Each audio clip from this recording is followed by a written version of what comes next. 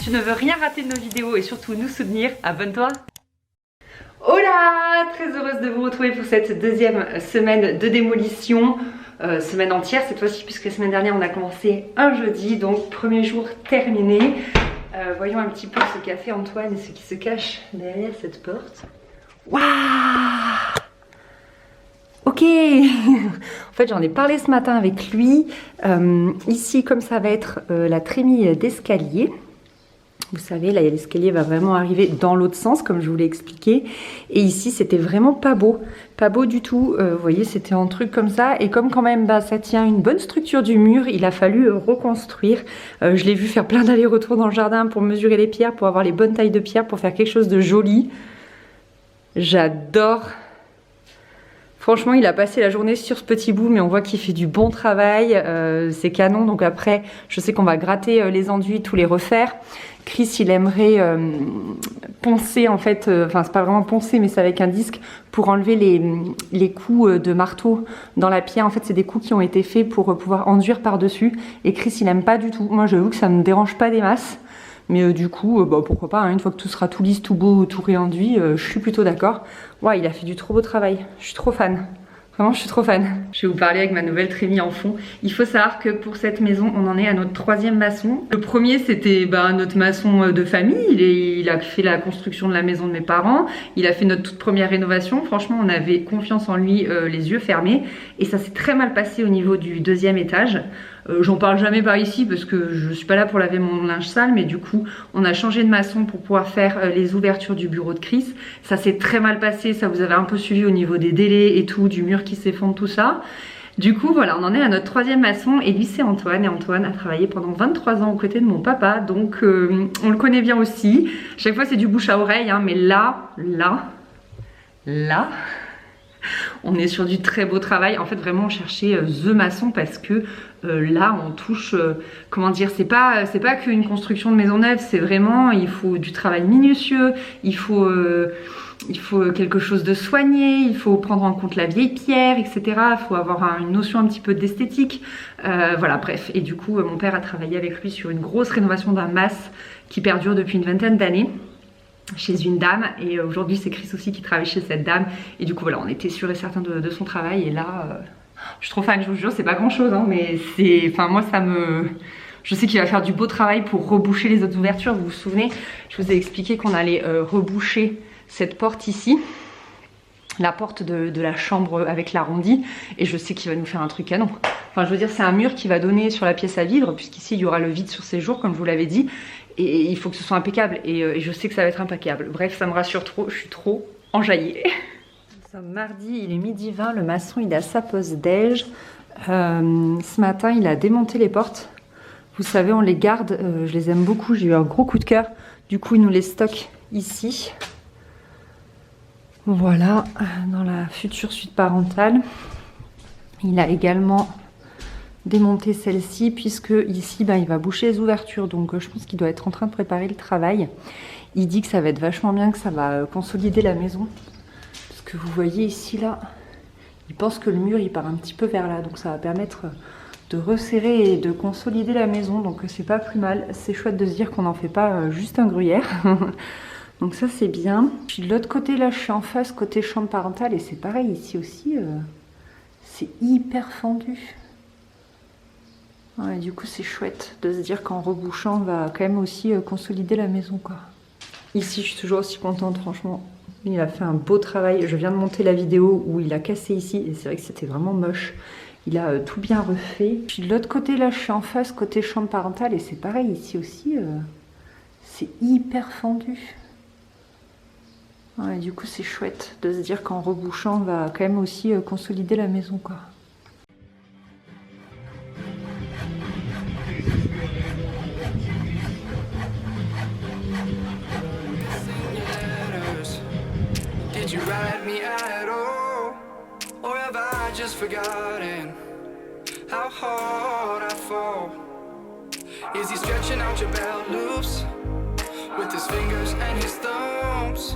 Doing everything that I do. Was I not good enough? Does it feel better in your hands?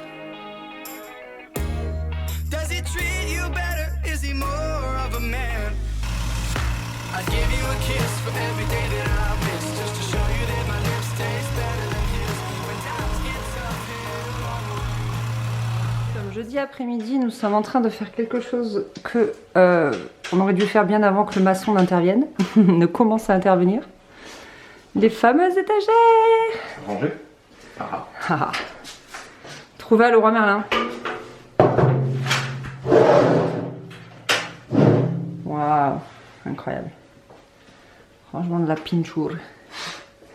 Du coup avec les fameuses boîtes là, c'est trop bien, c'est pile poil comme on imaginait. Je suis en train de faire des petites étiquettes.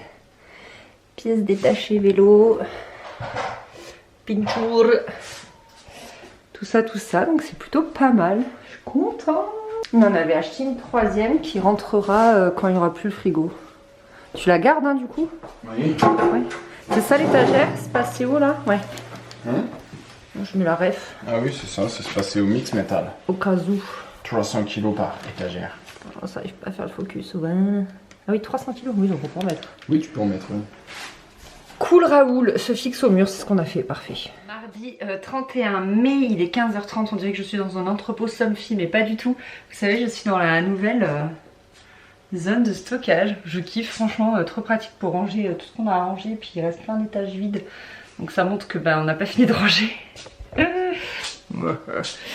Jeudi, vendredi, jeudi c'était férié, c'était le jeudi de l'Ascension. Du coup le maçon n'est pas venu, le vendredi non plus, donc ça n'a pas trop avancé. Mais hier, lundi, il a coulé le poteau de la chambre en L, je vous montre. Ça a pas mal évolué, vous savez c'est là où il avait commencé à casser à peu près dans cette zone, je crois ici il avait cassé en haut et en bas. Du coup hier il a coulé le poteau pour la chambre. Je sais pas si c'est poteau qu'il faut dire, mais je pense que vous avez compris. Et ce matin, de nouveau, en fait, il a continué de casser un peu pour couler le poteau de l'autre côté, en fait. Et je pense que ainsi, il fera après le linteau en haut. Et comme ça, il pourra casser le milieu pour, bien évidemment, sécuriser la structure.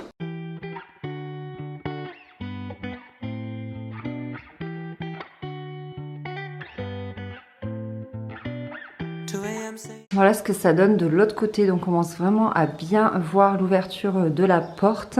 Il travaille tout seul, hein, donc franchement il travaille bien et plutôt vite. Je regardais ce bout de mur. Ensuite tout ça ce sera plaqué avec du placo.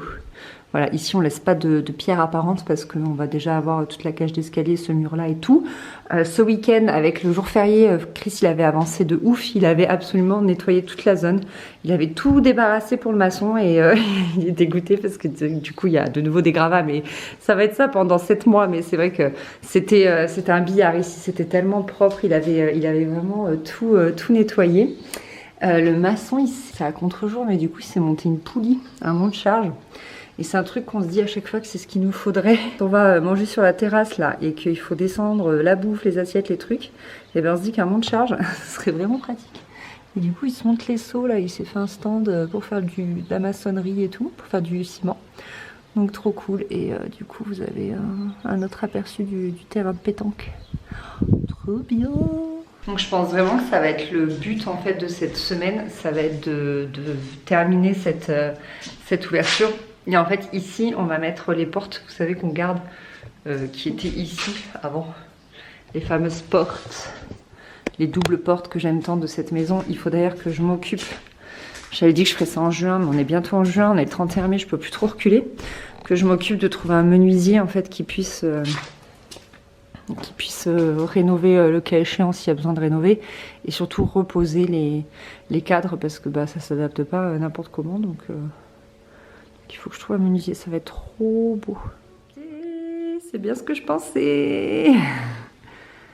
Voilà, l'ouverture de l'escalier est terminée. Je l'entendais faire tomber des gros blocs par terre et tout, il y a toute la maison qui tremblait, c'était ouf.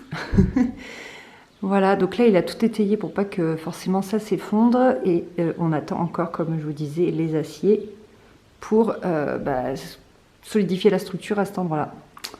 Voilà, j'imagine qu'ici aussi il fera tout propre. Je vous montre de l'autre côté, trop bien les avancées en ce mercredi. Génial. Ouais, je pense qu'ici il va retravailler, là ça va lui demander du boulot. Comme le superbe travail qu'il a fait ici quoi.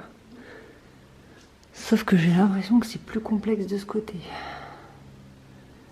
Excellent, j'adore. Waouh. Faut pas avoir le vertige, hein. Ça va être trop bien quand on va arriver d'ici là. Et on m'a demandé si ça allait pas être compliqué maintenant de monter au 2e étage, mais en fait l'escalier est juste là. Donc ça rajoute peut-être 3 mètres à marcher, sachant que cette porte ne sera plus... vous voyez, l'escalier est là, quoi. Donc c'est pas... Enfin, je veux dire, entre faire ça ou faire ça, je pense qu'on a rajouté 1 mètre. Donc c'est pas, voilà, c'est pas beaucoup plus compliqué. Parce que ça, on me l'avait dit. Donc je voulais vous montrer pour que vous puissiez vous rendre compte un petit peu de où ça menait. Et donc là, on voit bien se dessiner la passerelle pour desservir toutes les chambres. Les amis, je suis dans, vous savez, les 2 chambres en enfilade. Et aujourd'hui, cette cloison elle pète parce que c'est de la briquette.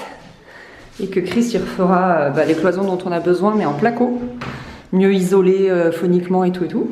Donc celle-ci elle saute aujourd'hui. Hop. Il a commencé à démonter la salle de bain. Vous savez, vous savez dans quel état c'est, mon Dieu.